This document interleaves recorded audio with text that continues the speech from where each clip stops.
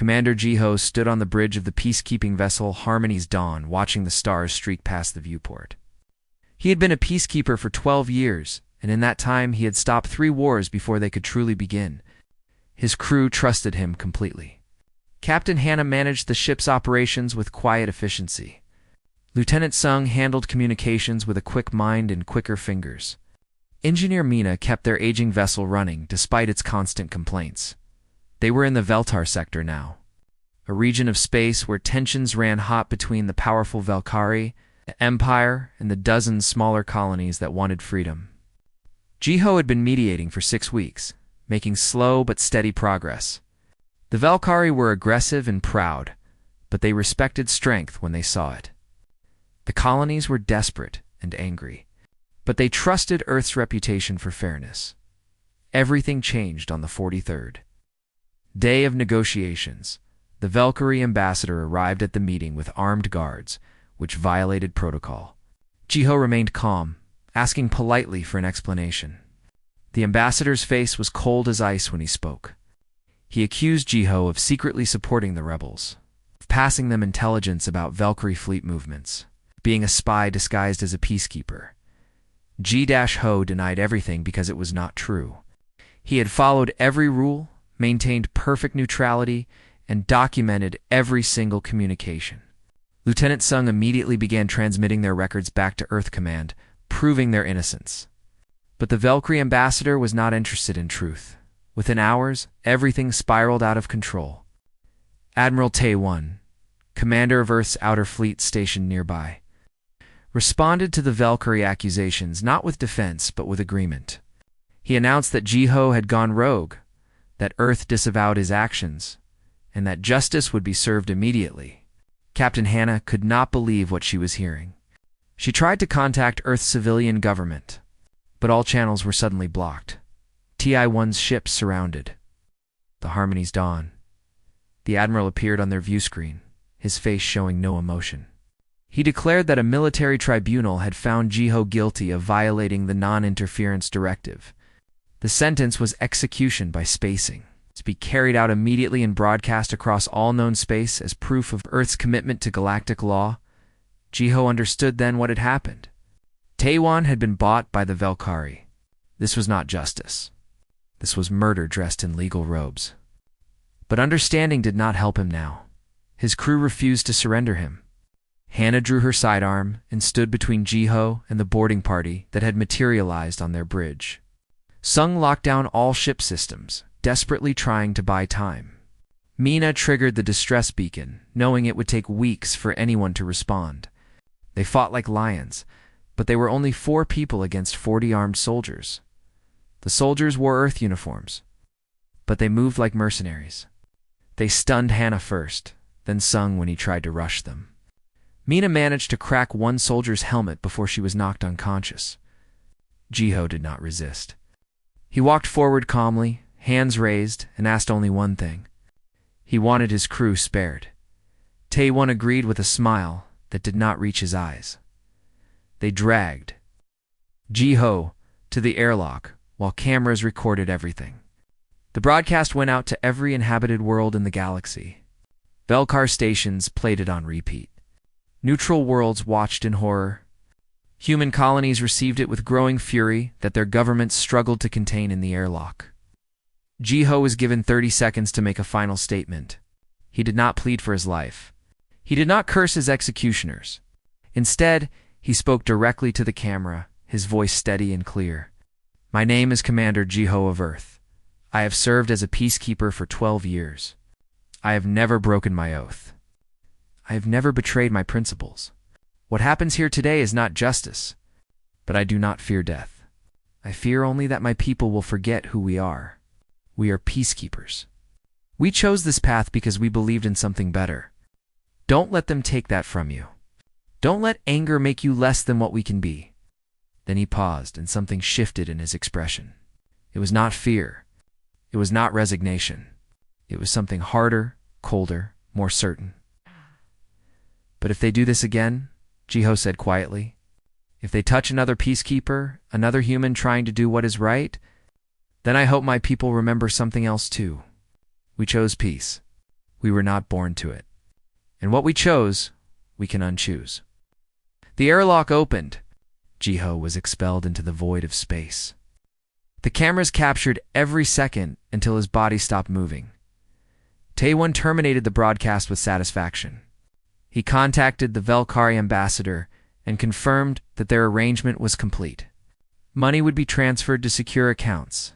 Taewon would retire wealthy, and the Velkari would have their war with the colonies. Free from Earth's interference, but Taewon had made a critical mistake. Before the soldiers had stunned Lieutenant Sung, he had managed to complete one final transmission.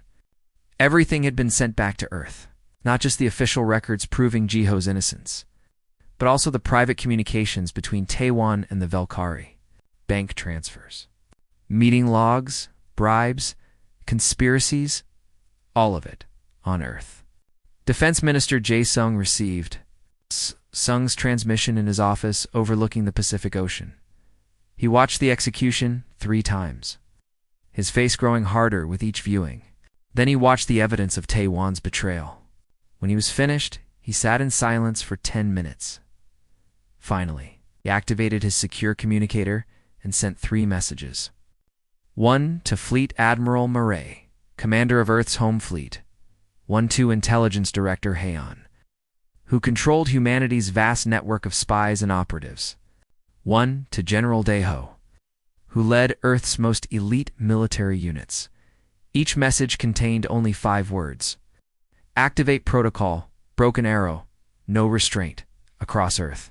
In underground bunkers and orbital stations, in hidden shipyards and secret research facilities, systems that had been dormant for decades suddenly came to life. Humanity had always prepared for the worst while hoping for the best. They had built weapons they hoped never to use. They had trained soldiers for wars they prayed would never come. They had made plans for scenarios so dark that even discussing them was forbidden. Now, if those preparations would finally be used, the Velkari thought they had won. They believed they had successfully intimidated humanity, shown the galaxy that Earth's peacekeepers could be killed without consequence. They celebrated in their capital world, toasting their cleverness and preparing for their war of conquest. They did not know that they had just signed their own death warrant. They did not understand that humanity's greatest weapon was not their technology or their numbers. It was their patience, their ability to endure insults, absorb injuries, and maintain peace through sheer force of will. But patience, like all things, had limits, and the Valkyrie had just found humanity's limit. Earth went silent. It happened so suddenly that the galaxy barely noticed at first. Human diplomats stopped responding to messages. Trade ships began returning to their home ports. Scientists at joint research facilities packed their equipment and left without explanation. At every human embassy, staff deleted files, encrypted databases, and departed within hours. Ambassador Yuna worked at the embassy on Axios Prime, a neutral world where dozens of species maintained diplomatic relations. She had been there for 5 years, long enough to call the city home. When the encrypted message arrived on her terminal, she read it 3 times to be certain she understood. Choose now. Yuna looked around her office at the accumulated memories of years of service, awards, photos, gifts from alien dignitaries. She took nothing with her except a small photo of her family. Within 2 hours, every human on Axios Prime was boarding transport ships. The local authorities tried to ask questions, but the humans simply smiled politely and kept walking. The Valkyrie, diplomat who had helped orchestrate the conspiracy, found Yuna at the spaceport. He was a large creature with purple skin and too many teeth. He seemed pleased with himself, almost giddy. "Leaving so soon, Ambassador?" he asked mockingly. "Is Earth surrendering then? Finally accepting that you cannot interfere in matters beyond your understanding?" Yuna stopped and turned to face him. She was a small woman, barely reaching his chest, but her eyes held something that made him take an involuntary step backward. "We don't surrender," she said softly. "We calculate." She walked away, leaving him confused and suddenly uncertain. Within 6 hours, there was not a single human remaining on Axios Prime, except for grave markers in the cemetery. The same pattern repeated across the galaxy. Every human colony received the same message and made the same choice. Some came home immediately. Others chose to stand with Earth, despite being light years away from protection.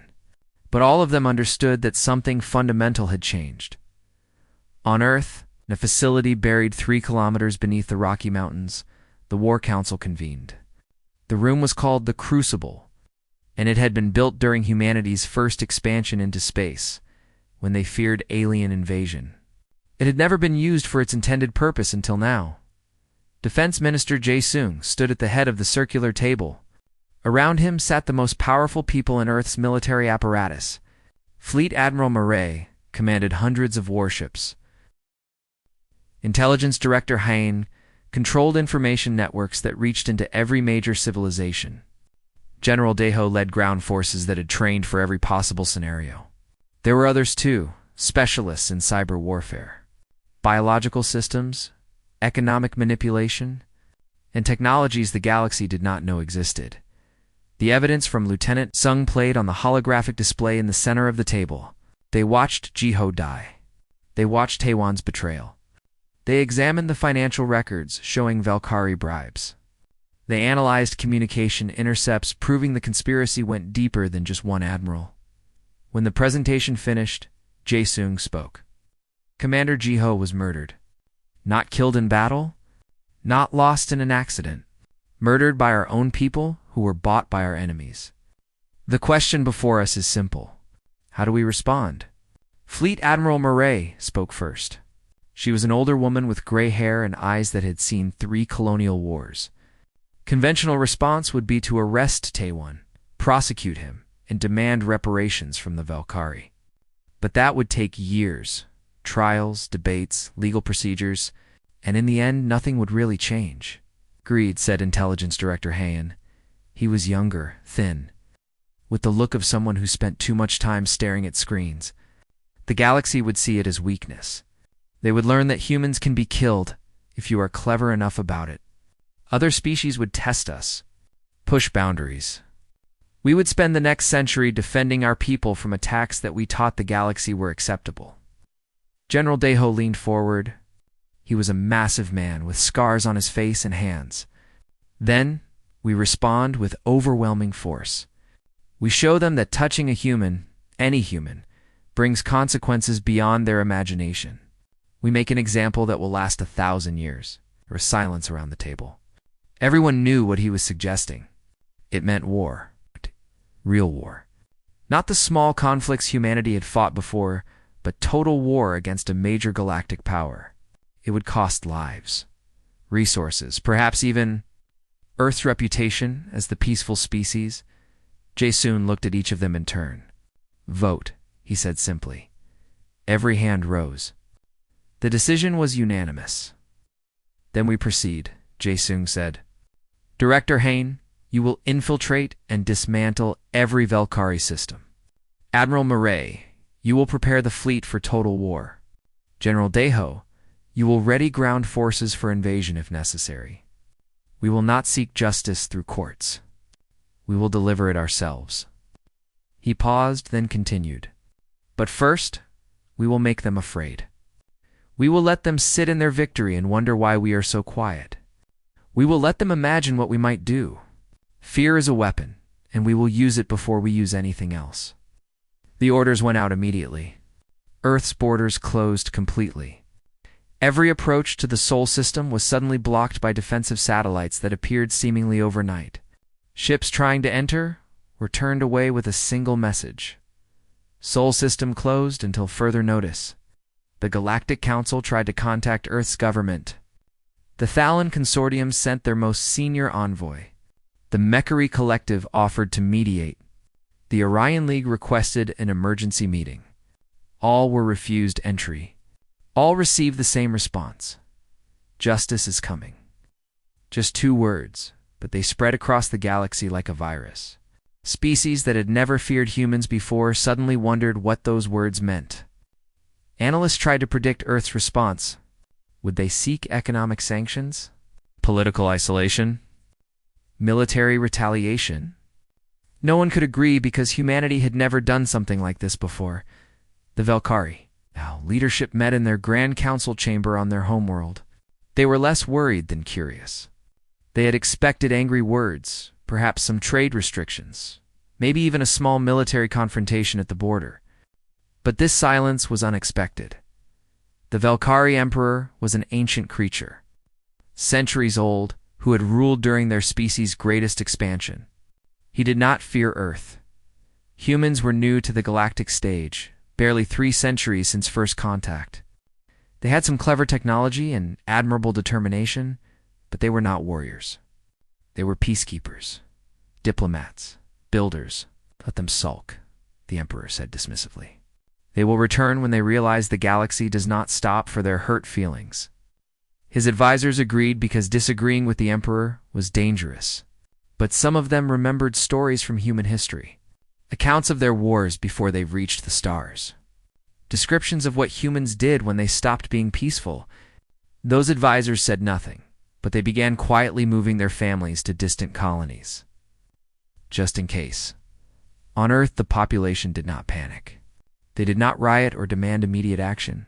Instead, something stranger happened. They unified. Political parties that had fought for decades suddenly agreed on everything. Corporations that competed ruthlessly began sharing resources. Citizens volunteered for military service in numbers that overwhelmed. Recruitment centers. Every major city held vigils for Geo-ho and his crew. Millions attended, standing in silence, holding lights that could be seen from orbit. But these were not vigils of mourning. They were vigils of preparation, of determination, of unified purpose that humanity had not felt since their earliest days of space exploration. The silence lasted 72 hours. Then Earth began to move, and the galaxy would never be the same. The first move was not a fleet. It was not weapons or soldiers. It was shadows that Agent Sujin had been in deep cover for 7 years, living on a Velkhari commercial station near their core worlds. She worked as a data analyst for a shipping company, a job so boring that no one ever looked at her twice. That was exactly the point. She had used those 7 years to build a network of informants, install surveillance systems, and map every important facility in Velkhari space. When the encrypted signal arrived, she activated 50 agents who had been waiting just as long as she had. They were janitors in government buildings, technicians maintaining military networks, traders moving between colonies, all of them human, all of them patient. Within the outer fleet, Admiral Taewan felt safe. He had transferred most of his bribe money to secure accounts. He had covered his tracks carefully, or so he thought. His loyal officers controlled 6 battleships and 20 support vessels. They were positioned far from Earth, close to Velkhari space, ready to claim asylum if necessary. He did not know that half of his loyal officers were reporting to Intelligence Director Han. He did not know that his secure accounts had been tracked since the first transfer. He did not know that his every communication had been intercepted and analyzed. On the 14th day after Jiho's execution, Taewan's world began to collapse. It started with a message broadcast on every military frequency. His face appeared on screens across human space alongside the evidence of his crimes. Bank transfers, recorded conversations with Velkhari agents, video of him celebrating Jiho's death with champagne. The message was simple: traitor, murderer, justice comes. Tuan tried to run. He ordered his fleet to jump to Velkhari space immediately. But when his ships powered their jump drives, nothing happened. The drives were locked, remotely disabled by code that had been embedded in their systems months ago during a routine maintenance update. Captain, a Tissot's stealth frigate. The silent verdict decloaked directly in front of Taewan's flagship. It was a small ship, barely the size of a shuttle compared to his battleship. But it carried weapons that Taewan had never seen before. Technology that Earth had kept secret for exactly this purpose. Admiral Taewan, Minesio's voice came over the communication channel, cold and formal. You are under arrest for treason, conspiracy, and murder. You will surrender your vessel immediately. Taewan ordered his weapons to fire. Nothing happened. His tactical systems were frozen. His shields would not activate. His communications were jammed except for the channel to Minesio's ship. He realized then that his entire fleet had been compromised. Turned into floating prisons without him ever knowing, the trial was conducted via a holographic transmission, broadcast to every world that had witnessed Jiho's execution. Earth's civilian government presided, presenting evidence so overwhelming that even Taiwan's own defense attorney had nothing to say. The trial took 6 hours. The verdict was unanimous. The sentence was death by spacing, exactly as Jiho had received. But Earth added something the Valkyrie had not. Before Taiwan was executed, he was forced to watch footage of every peacekeeper who had died in service. Every human who had sacrificed themselves trying to make the galaxy better. Hours of faces, names, stories. Then he watched Jiho's execution again, this time understanding what he had destroyed. When Taiwan finally died, Menesio ensured the broadcast reached everyone. The message was clear. Humanity protected its own, even from itself. Traitors would receive no mercy. No hiding place existed beyond Earth's reach. The galaxy expected this to satisfy human anger. It did not. While Taiwan's trial captured attention, Agent Sujin and her network had been working. The Valkyrie military woke up one morning to find that their communication networks had become unreliable. Messages arrived late or not at all. Orders were garbled. Encryption keys stopped working. Ships could not coordinate. Bases could not talk to each other. The Valkyrie thought it was a technical malfunction. They sent engineers to fix it. But the engineers could not find anything wrong because the problem was not in the hardware. It was in the code, buried so deep that Valkyrie technicians could not see it. Director Hyen's Cyber Warfare Division had spent 3 years building backdoors into Valkyrie systems, trading helpful software updates through dummy corporations and compromised suppliers. Now those backdoors opened all at once. Supply shipments went to wrong destinations. Financial systems developed errors that drained accounts. Power grids on military bases became unstable. Nothing was catastrophic by itself, but together they created chaos. The Valkyrie Empire began to fracture from within. They could not understand why. Their colonial worlds saw the chaos as opportunity. Rebellions that had been simmering for decades suddenly erupted. The Valkyrie military tried to respond, but found their ships trapped in port by maintenance issues or lost in space due to navigation errors. The colonies quickly realized someone was helping them. When human ships appeared offering alliance and protection, they accepted immediately. The Valkyrie Emperor finally understood they were under attack. He demanded the Galactic Council intervene, accusing Earth of conducting illegal warfare, of cyber-terrorism, of violating every treaty regarding military conduct. Ambassador Kyung attended the council session in person. She was young for an ambassador, but her eyes held the same hard certainty that Yuna had shown the Valkyrie diplomat on Axios Prime. When she spoke, the entire chamber fell silent. "The Valkyrie Empire executed our Peacekeeper," she said simply. "They murdered a man trying to stop a war. They bribed our officers and spat on our principles. Now they complain that we respond with the same mercy they showed Jiho. How interesting." The council members shifted uncomfortably. The Thalan representative tried to argue that 2 wrongs did not make a right. Kyung cut him off. "Where was the council when Jiho was murdered? Where was your outrage then? You watched? You did nothing. Some of you even applauded the Valkyrie for maintaining order. You ask us to show restraint you never demanded from them." The answer is no. She transmitted a data package to every council member. It contained evidence of 17 other incidents where Valkyrie forces had attacked or intimidated human peacekeepers. Minor incidents that Earth had overlooked, absorbed, forgiven. Proof that Jiho's execution was not an isolated event, but the culmination of years of aggression. "We are not seeking your permission," Kyun continued. "We are informing you of reality. The Valkyrie Empire made a choice. Now they live with consequences. Anyone who interferes will be considered an enemy combatant. Anyone who stands aside will be left alone. Choose wisely." Council chose to do nothing, which was exactly what Earth expected. At the edge of Valkyrie territory, Fleet Admiral Murray's armada emerged from slipspace. The Valkyrie had known a human fleet was coming. Intelligence reports had warned them for days, but nothing prepared them for what they saw. The sensors showed 2,000 ships. Not the 100 or 200 they expected, but 2,000. Battleships the size of cities. Carriers launching fighter squadrons that numbered in the thousands. Cruisers with weapons that glowed with barely contained energy. Destroyers moving in perfect formation. Support ships that looked harmless until they deployed drones that moved like angry hornets. Earth had been building in secret for 40 years. While they talked about peace and mediation, while they sent diplomats and peacekeepers, they had also prepared for the day when peace failed. Hidden shipyards in the asteroid belt. Orbital factories disguised as research stations.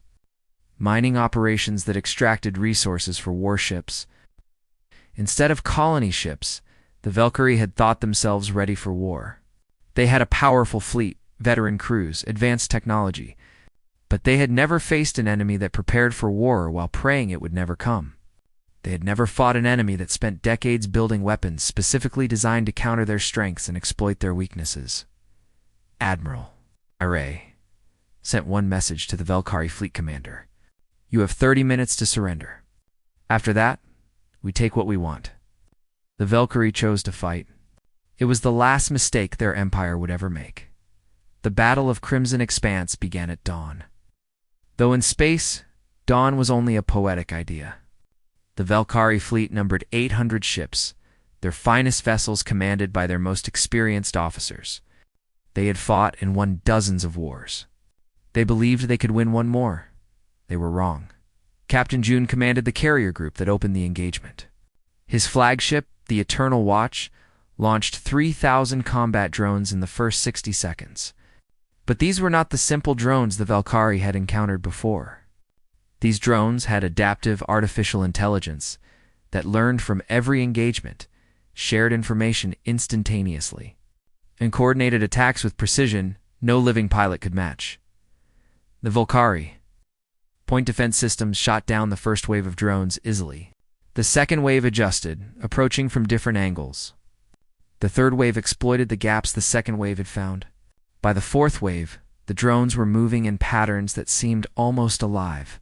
Flowing around defenses like water finding cracks in stone, a Valkyrie battleship found itself surrounded by 200 drones.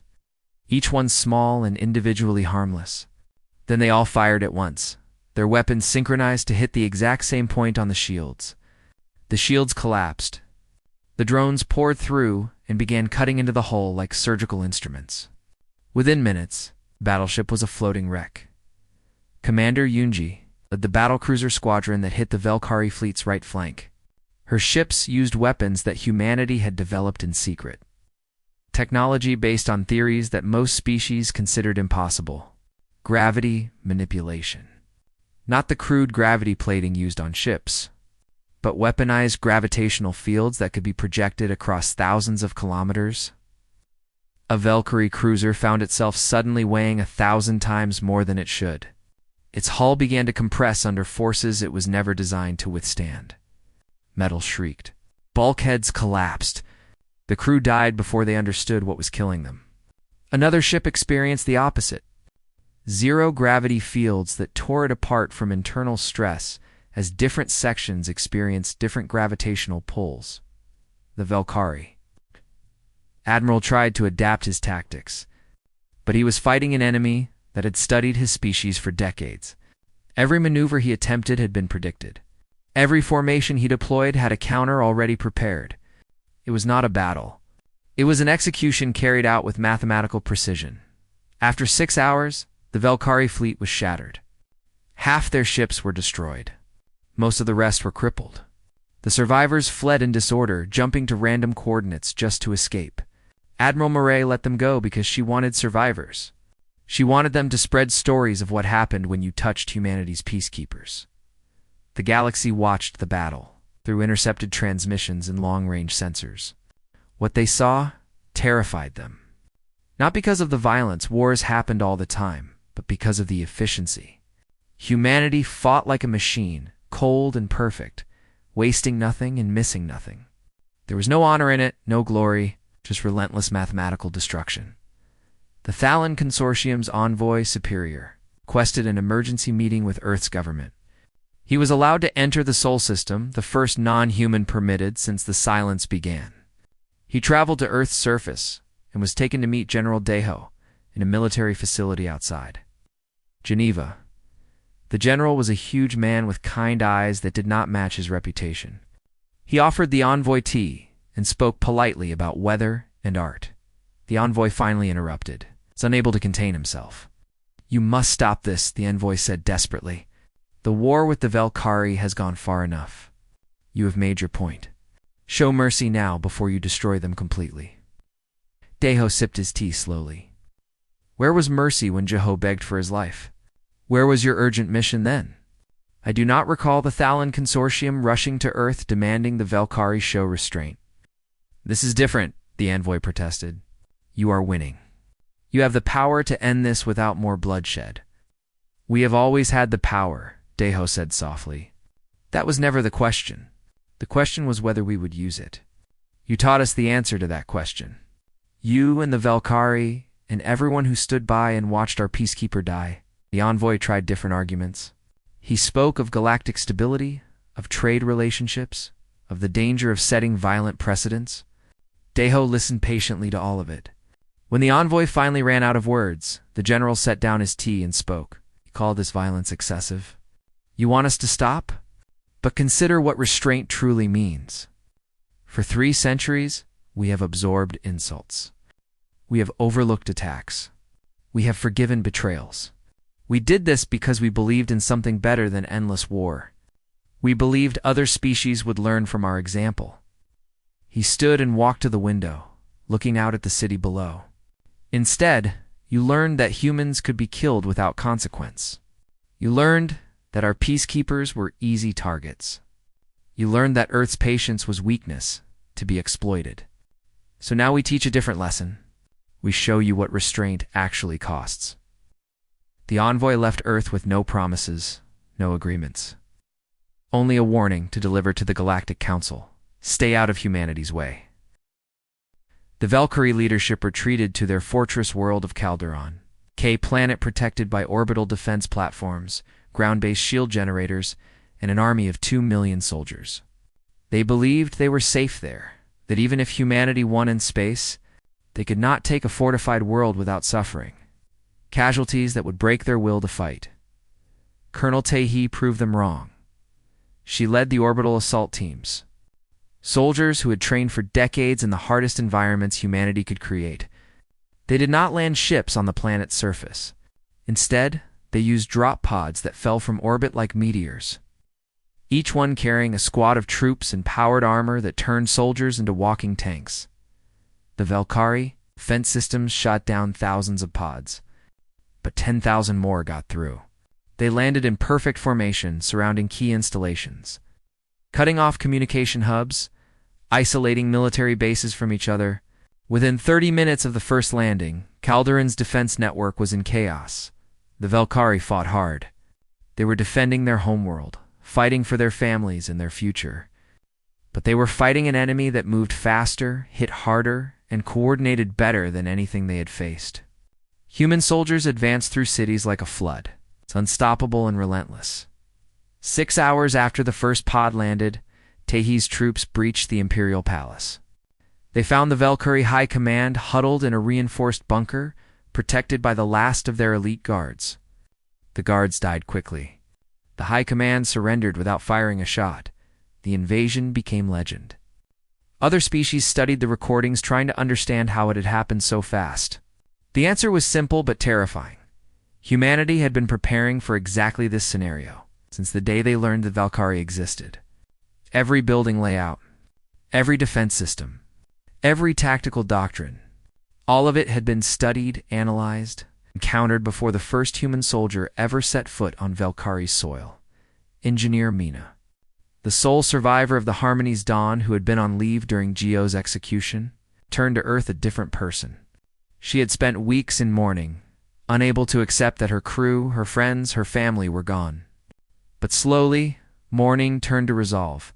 She organized a memorial service that became a moment of national unity. Millions attended in person. Billions more watched from across human space. Mina stood at the podium in front of a holographic display showing Geo's face and spoke words that would be remembered for generations. They thought we were weak because we chose peace. They thought our mercy was fear. They thought our patience meant we would accept anything. Her voice grew stronger with each sentence. They were wrong. We gave them peace because it was right. They gave us war because they were greedy. Now we give them the lesson they demanded. We show them what happens when the peaceful finally fight back. The service ended with a moment of silence. Then, as one, millions of voices began to chant a single phrase. Never again. Never again was not a promise of peace. It was a promise that no human would die alone and unavenged ever again. The Valkyrie Empire ceased to exist on the 93rd day of the war, not through complete destruction, but through systematic dismantling. Admiral Murray's fleet held position over every major Valkyrie world, while human peacekeepers, now heavily armed and authorized to use force, supervised the transition of power to local governments. The former empire's territory was divided among the colonies that had suffered under Valkyrie rule. Each colony received weapons, training, and defensive platforms to ensure they could protect their newfound freedom. Human advisors remained to help establish stable governments, but they made clear they were not conquerors. They were guarantors of a peace that would not tolerate the kind of aggression the Valkyrie had shown. The Valkyrie people themselves were not punished as a whole. Only the leadership faced judgment. They were tried in courts that followed proper legal procedures, given lawyers and opportunities to defend themselves. The evidence against them was overwhelming. Bank transfers showing bribes paid to Admiral Taewon. Communication records detailing plans to eliminate human influence. Video of meetings where they had laughed about Jiho's execution. 72. Valkyrie officials were found guilty of war crimes. They were sentenced to life imprisonment on a remote colony world where they would spend their remaining years, thinking about what their choices had cost their species. The Valkyrie Empire, that had ruled for 3 centuries, was gone, replaced by dozens of independent worlds that would never again bow to centralized tyranny.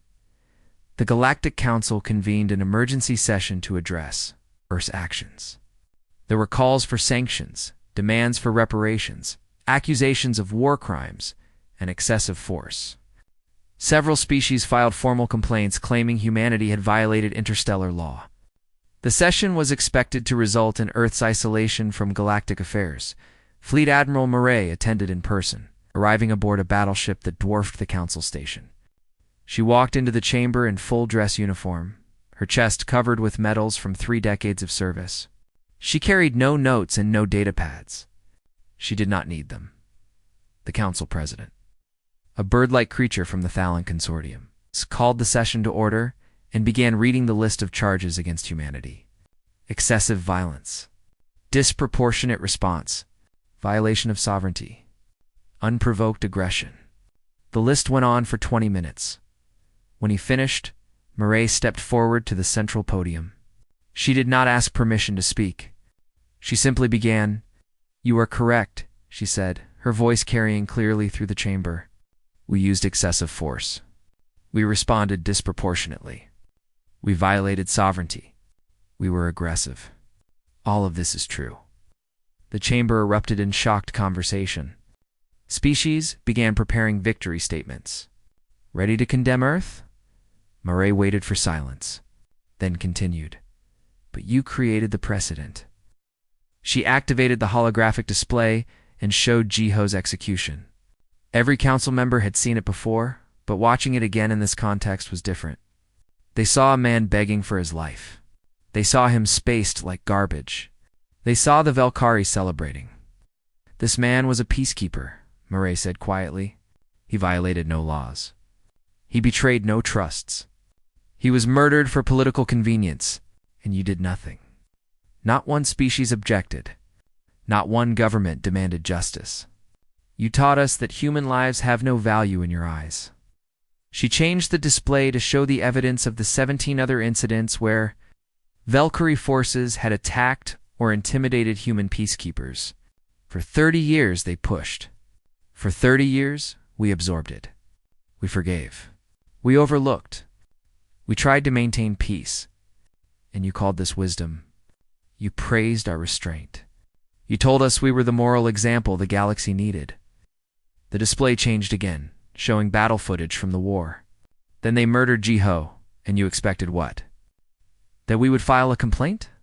Lodge a protest? Accept another 3 decades of insults? No. We decided to teach a different lesson. We showed you what happens when the peaceful finally fight. You don't like the lesson? Then you should have stopped the first teacher. She deactivated the display and looked around the chamber, meeting the eyes of every delegate. Vote for your sanctions if you wish. Condemn us. Isolate us. But understand this. We will not return to being targets. We will not sacrifice our people on the altar of your comfort. Any species that touches a human will face the same response the Valkyrie did. This is not a threat. It is a promise. It is a law of nature as fixed as gravity. Touch one of ours, and we will take everything from you. The silence in the chamber was absolute. Finally, the Thalan president called for the vote on sanctions against Earth. The result shocked everyone. The sanctions failed by a wide margin. Species that had been loudly demanding Earth's punishment suddenly abstained or voted against. The reason was simple: fear. They had seen what humanity could do when pushed beyond patience. None of them wanted to be the next lesson. Ambassador Yuna returned to Axios Prime 3 months after she had left. The spaceport was exactly as she remembered it, but everything felt different. When she walked through the terminal, aliens moved out of her way. When she spoke, people listened immediately.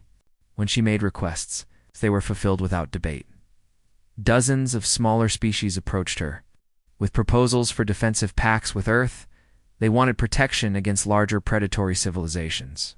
They wanted to guarantee that if someone attacked them, humanity would respond. Yuna accepted some requests and declined others. But she made the terms clear.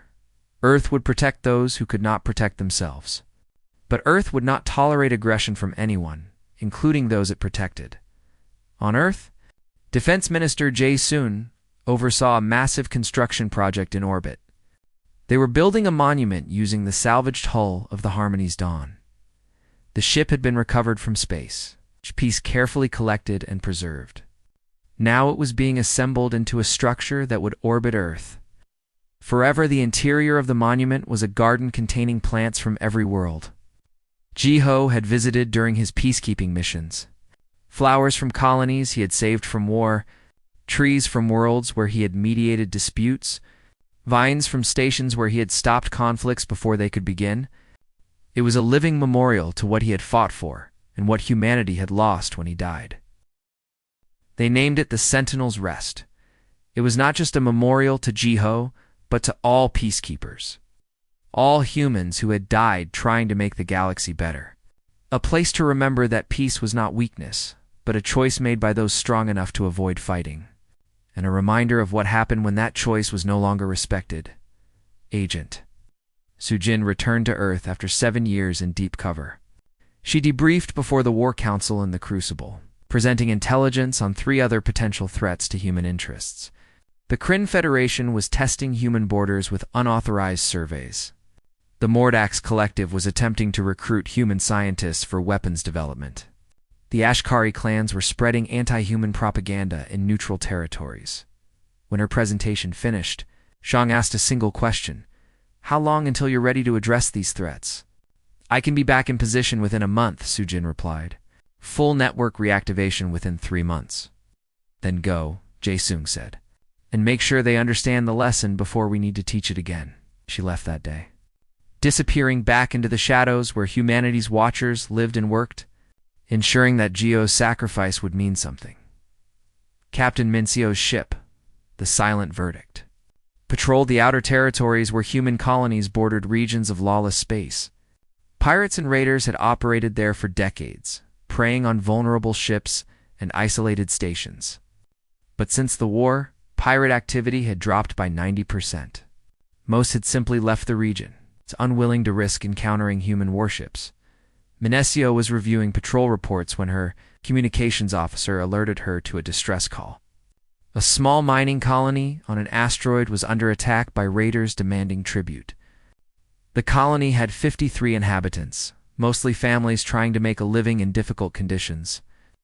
Change course, Minesio ordered. Maximum speed. The silent verdict arrived within the hour. 6 pirate ships surrounded the asteroid, their weapons trained on the habitat domes where the colonists sheltered.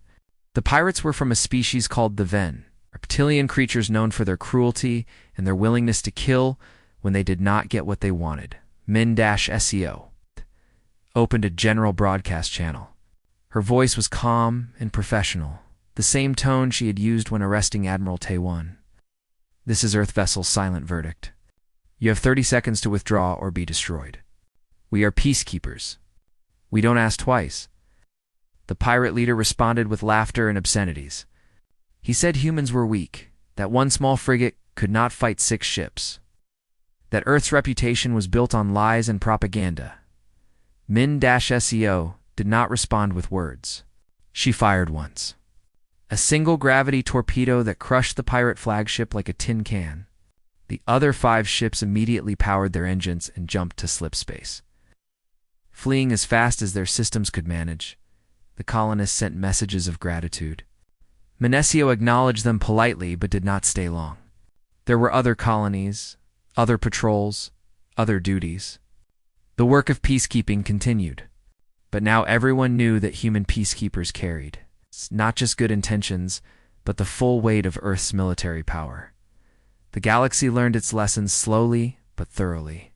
Humanity would still negotiate. They would still mediate. They would still work for peace. But they would do so from a position of strength, backed by weapons and soldiers who had proven they could and would be used. Peace. The galaxy finally understood was never about kindness. It was about the choice to hold back overwhelming force. It was about the willingness to absorb insults and injuries in pursuit of something better. But it was also about recognizing when patience had limits, when restraint became enabling.